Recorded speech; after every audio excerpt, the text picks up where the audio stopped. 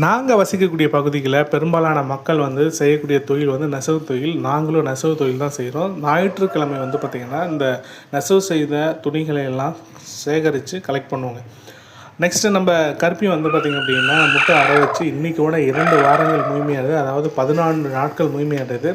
அப்புறம் நம்ம மயில் வந்து பார்த்திங்க அப்படின்னா இன்றைக்கி 2வது நாளாக முட்டையினை வந்து பார்த்திங்க அப்படின்னா கூண்டுக்குள்ளே போயிருக்காங்க.